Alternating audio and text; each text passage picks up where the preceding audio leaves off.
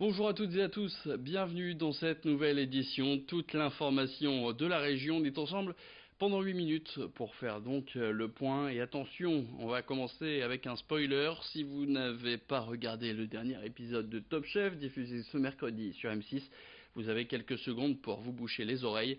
Les autres, eh bien, vous savez de quoi je parle, en l'occurrence l'élimination de Damien Laforce, le candidat nordiste.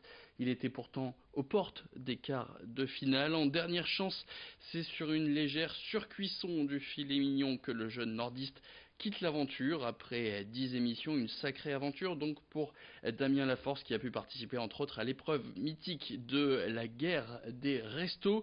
Il revient justement au micro de Lucille Berthe Constant sur ces 10 émissions passées à l'occasion des 10 ans de Top Chef.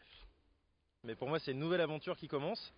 Aujourd'hui, j'ai plein de projets. Je compte ouvrir mon établissement à Lille. Voilà, un lieu cool. On vient se régaler entre amis, entre potes, avec une bonne bière à la main et des bons plats à partager. Alors, ce sera sur une thématique forcément axée sur les produits locaux, 100% issus du terroir, agriculture raisonnée, voilà, issus de ma cueillette aussi. Et voilà, je vous réserve quelques surprises, mais ce sera un lieu où on se régale, où on passe de bons moments. Voilà le jeune chef qui a donc des projets à découvrir très bientôt.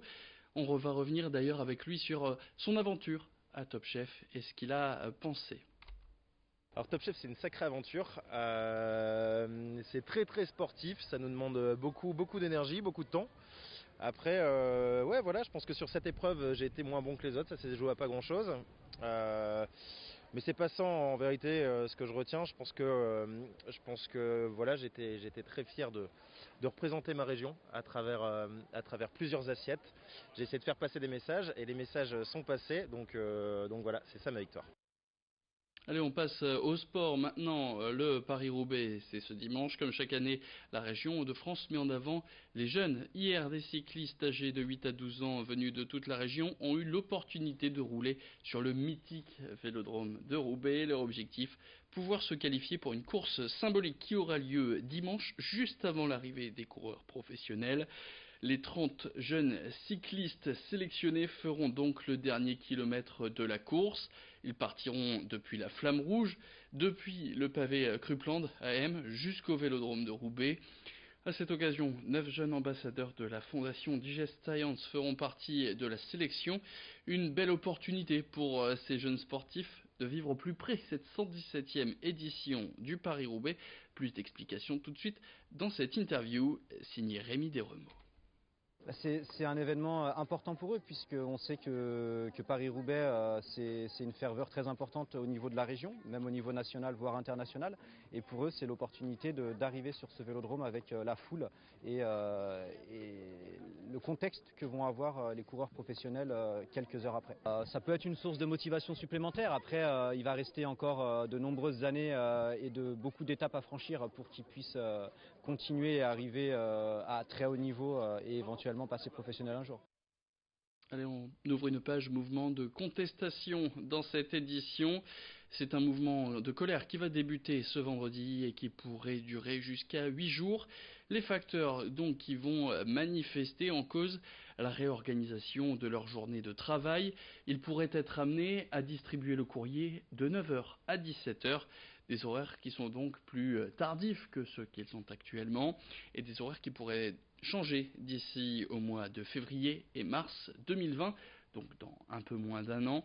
Autre élément de protestation pour ces salariés de la Poste, la fermeture d'un site de distribution ALM qui comprend une quarantaine de salariés. Je vous propose tout de suite d'écouter Antoine Paris, il est secrétaire CGT au CHSTC de la Poste à Lille. Il répondait aux questions que lui posait Idil Gunaï. Forcément, il va y avoir un impact très important sur les usagers, sur la qualité de service. Il faut savoir aussi qu'actuellement, le facteur, c'est lui qui prépare sa tournée. Là, elle va être préparée par quelqu'un d'autre. Et donc, il y aura une coupure méridienne qui va être imposée au facteur. C'est un bouleversement total de leurs horaires de travail parce que les facteurs distribués le matin actuellement, là, ça va être étalé sur toute la journée. Donc avec tous les problèmes que ça peut comporter, c'est vrai que pour les usagers qui également sont habitués à avoir le courrier le matin, là ça va s'étaler sur toute la journée jusqu'à 17 h. Et il va y avoir un impact considérable sur les conditions de travail. Pour nous, c'est une dégradation des conditions de travail. Mouvement de contestation toujours, mais on parle cette fois des retraites. Vous allez l'entendre dans cette interview, les retraités qui étaient dans la rue ce jeudi. Ils ont d'abord manifesté dans les rues du littoral, comme par exemple à Calais ou encore à Dunkerque, Boulogne et Saint-Omer. Comme vous allez le voir sur ces images signées Florence Biard de Delta FM, dans l'après-midi, les retraités étaient aussi dans les rues de Lille pour protester contre leur perte d'autonomie.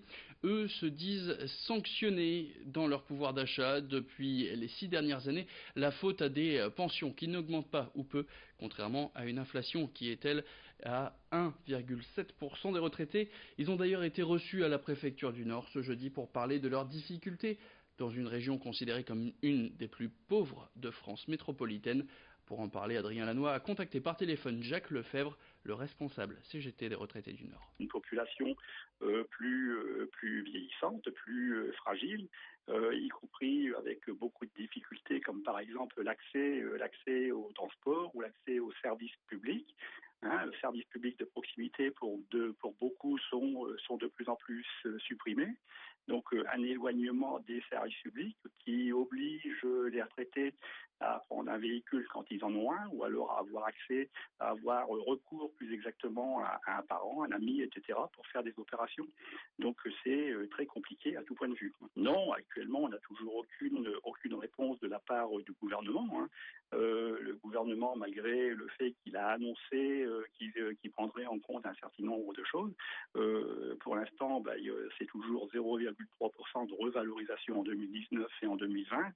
La suppression de la hausse de la CSG pour tous les retraités, par exemple, c'est toujours pas d'actualité. Et la revalorisation normale des pensions, c'est toujours pas d'actualité non plus, quoi. Et c'est la fin de cette édition. Merci à tous de l'avoir suivi. Tout de suite, la météo.